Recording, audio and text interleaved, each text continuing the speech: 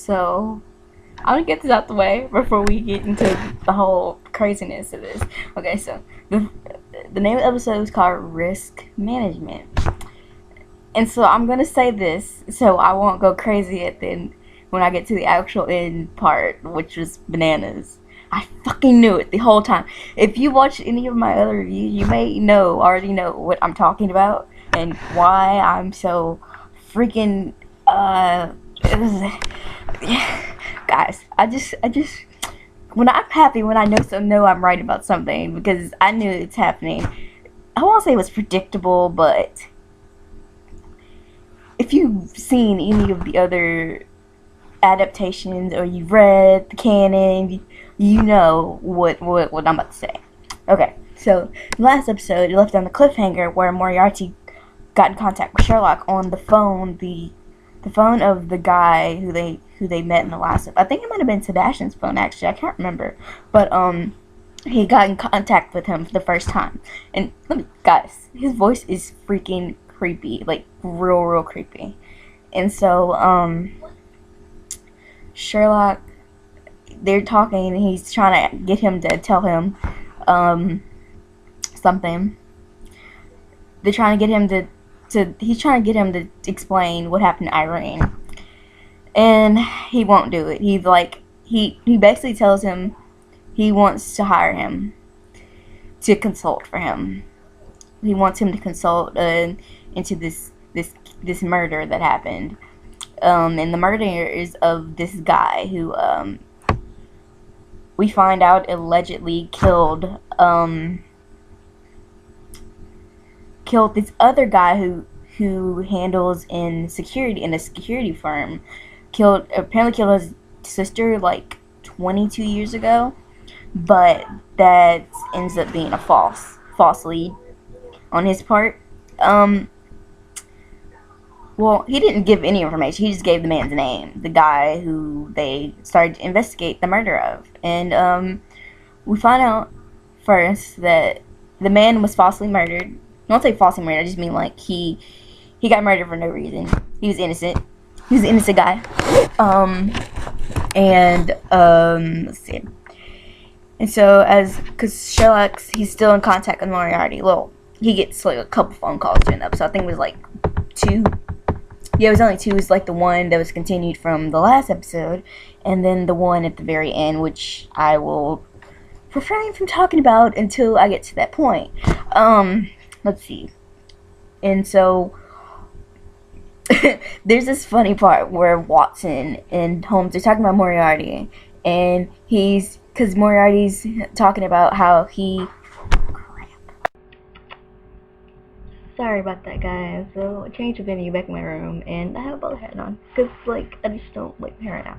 Anyway, so what I was saying was, because my mom came in, and I had to switch back to my room. What I was saying was that Moriarty was talking about how he knows he's, like, the center of the web, and only he knows how he called it radiation, how each of it moves, or whatever. So it's kind of like that scene in The Reichenbach's Fall when they're in the courtroom and Sherlock's saying that that Moriarty is a spider, basically. It was kind of like one of those scenes, but they weren't face to face. They were over a phone call, you know. And so what happens is that he consults him. Basically, he hires him, which I thought was very strange. Like, it was weird. And so this is what happens during the case. We find out that the guy was falsely murdered, like I said, and but the man did still kill a guy, so he got arrested. Like, he was gonna try and lie and say that he didn't kill anyone, and of course, as always, not always, but most cases, the wife was in on it. She was actually the one who initiated him into killing the man, because she gave him a false prescription of the man. Like, she was the one who saw him. Originally they thought that the man said that he was the one who saw the killer leave the house after his sister died, but that was not the case. In fact, it was the wife who saw. She had came in from wherever. Because I think this is when they were just, I think this is when she was just fiance or something. So they were just dating. And she went ahead and basically, she lied. She was the cover up for this situation. And so that happened. And so they both ended up going to jail. But in with this, of course, we know Moriarty has something to do with Irene Adler and her supposed death. Now, you guys, if y'all have been watching these videos for a while, then you know what I'm about to say. And it's probably another reason why this review is kind of, I don't know if it's going to be as long as they usually are. Because, like, I was waiting this whole entire episode for the ending because I knew what was going to happen, because it just seemed like it was going to happen, and it was the truth. But it was so sad. Okay, so after the whole case situation, because after that, he got a call from Moriarty after they arrested the lady and had her confess to what she did. And what she did was basically she had 22 years ago, she met her husband at the memorial service of his sisters, and that should have given a huge red flag that she was not genuine, or it didn't seem as anyway. She didn't kill anyone, just so you guys know, but she was an accessory because she was hiding evidence. She planted an idea in his head, kind of like Inception, but in real life. She basically, there was a what's those things called? A description, the photos, like the sketch artists, when they sketch up an idea and a photo of someone who might have been the culprit. And so that she got her husband convinced that the photo that she came up with was the same exact person as the man who they ended up killing later on. Like, it would be like an older version of him, but it wasn't, because it just wasn't. She was lying the whole time, and they found an unidentified fingerprint from 22 years ago when the sister died, and they couldn't identify it because it was her fingerprint. It was the wife's fingerprint, and she wasn't on record, I guess, for that. And so that's how they found out that she was in a lie the whole time about that. And that's how Sherlock and Holmes got that happened. So on the personal side, besides the whole Moriarty needing to consult Sherlock mess, there's a moment when Watson, she was basically, I think it was right after, no, it was a little before, because Sherlock had a breakdown, basically, because they were looking at they had like one of those pin boards that the police station have when they have all they basically map out the murder and the case on it. And he had all the photos and stuff on there, instead of having it on the wall like he used to have it. And so he like lashed out. He was, I think he had a headache, but he was saying that he was just stiff, like, because he was sitting on a desk, like, in and out. And so Sherlock was like, no, I'm just stiff. And then he got up because he was getting angry because he couldn't figure out what was going on with the case, because this was when they didn't know about the wife, and he was frustrated because Moriarty wouldn't give him any answers about Irene. He like stood up and he literally pushed the board, like he knocked it down. It was like a huge loud explosion. I think he knocked it against the wall and it like broke. And Watson she's standing there and she just says, you need to go eat something. Go eat something and I'll clean this up. And I was like, oh, poor Sherlock. Like, 'cause this, I don't like Irene Adler. Like, I mean, I like her. I'll say I like her in the canon version in a way, just a little bit. I'm just gonna put it out there, and I think I've said this several times before. I'm not a fan of her, at least not in the BBC version. And the way they paint her in this one is she restores like old paintings from like different places. Like she used to travel because Sherlock finally told Watson about that. And, like it was in the beginning of the episode when after the Moriarty call, he started telling her about Irene, how she used to restore paintings, and that's how they met. And he said she has had it, then describe her to me, and he said she's a. I think he said she was a. I don't know if it was interesting woman or unique. I can't remember, but he said it was like, this is a compliment, by the way, because it sounded like a bad thing he was saying, but he was saying it in a compliment way. And basically, he's saying that she kind of showed him like the humanity side of life, and it was just really sad to watch him like that. And it got worse as we ultimately got to the end of the episode. So after the case, Moriarty called them again because he knows that Sherlock's frustrated and he wants to know what happened to Irene. And so he says he hopes that they never meet. He's talking about him, Moriarty and Sherlock. He's hoping they never have to meet because then it would be the end of it, and he doesn't want it to end. So that means Moriarty is going to come back somehow into this, and we still have, I think, like 2 episodes left, or maybe it's 1. Maybe 2. I think we have like 2 episodes left of the season, but I'm not for sure. And so, and also, I want to say this at the end, but it's something about the next season, because they did get picked up for season 2, and I'll tell you guys about that in a moment. But, so, when he gets off the phone with Moriarty, he gets a text message, because he basically told him to choose what he wanted to do. He was just going to just leave it alone, or he got an address. He said choose wisely and had an address. And then Watson called him while he's getting in the taxi to go.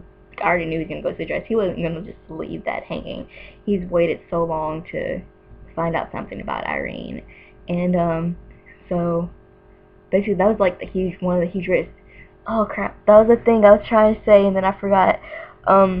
One of the other personal things with him and Watson was she was saying, it was during the beginning when she saw that how much in pain Sherlock was about this Irene thing. She was basically saying that because she's saying Moriarty won't hurt you, but he'll hurt the other people who are important to you. And Sherlock goes, I'm not gonna let any harm come to you, Watson. And I thought that was really sweet. And so during this time, when he gets the phone call in the taxi, when he jumps in the taxi, one of the things is Watson's calling him to see where he is or if he's coming home because he hasn't came yet. And he tells that I'll be there shortly. But he arrives at this gated place, which I already knew. I already knew it was gonna happen right before it happened. And Watson's there. She's like, so this is where you're going. He's like, what are you doing here? And she's like, because they had touched base on this early in the episode, how you can track someone through their phone with a GPS. And so she tracked him. And so she basically tells him right there, and he's like, you're not protecting me by going off on your own like this, basically. But that's what he told. So, and he just kind of looks at her, and it was like decided, like right then, that okay, Watson needs to come with me. Even though this is something, he says this is something personal. It's like, well, it's personal for me too, because she's been with him so long, and this is what this is all about, Irene. It's always been about Irene. That's how he fell, and so Sherlock, they go into the gated community and they go up steps, and it looks like, because kind of in the house, there was like a lot of things that were out of order. There were like lamps. There was lamps on the stairs. There was like a chair knocked down. It looked like something had happened. And for a moment, I was frightened that something really bad was gonna happen. And I don't think I would be happy with that. I don't know. This was weird. And I knew it was gonna happen because they first started showing these paintings. They were like complete paintings, and they were beautiful. And I knew it. They brought the stool, and Sherlock starts crying, and I go, "Oh crap, Holmes." And I knew she's alive. Irene Adler is alive, and I was like, and I screamed because my friend Irene was with me because she was watching on her computer, and I had it on mine, and I had already finished, and she still had like half the show to watch, and I was like, I fucking knew it because it's true. I knew it the whole time. I've known it since the idea of Irene Adler being in elementary. I knew it because she doesn't ever stay dead, ever. I mean, she always comes back somehow. But it's going to be interesting to see how this plays out. Because like in the episode, because he calls her name, he goes, Irene. And she turns because she's painting. And she hadn't heard him and Watson come in. Because Watson grabs his arm, like, shoulder, like, to make sure he's okay, even though he's crying, because he thought she was dead. And she turns around, and there she is. And then they cut it just like that, and I'm like, oh, that's gonna be crazy. And so the next episode will pick up, I guess, right there on that cliffhanger with him and Irene.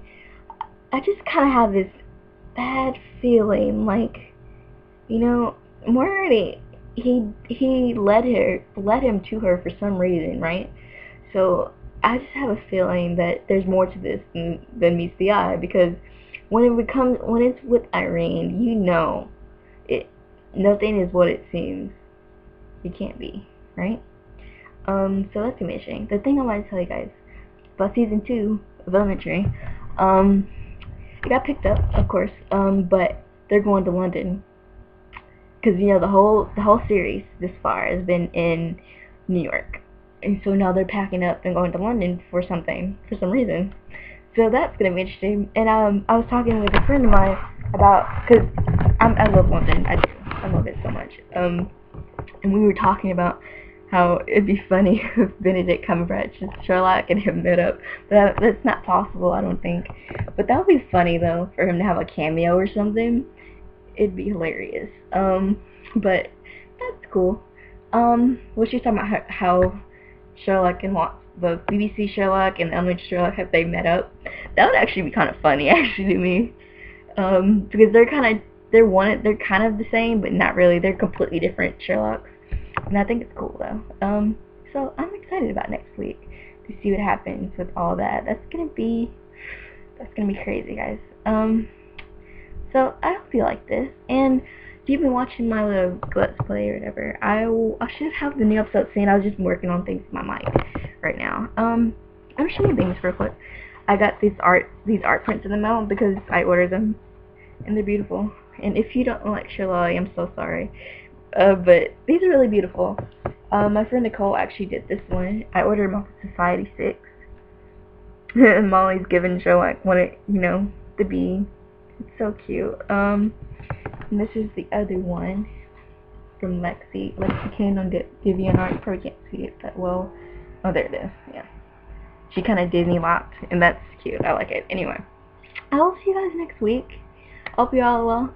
And tell me what you think. Okay, bye.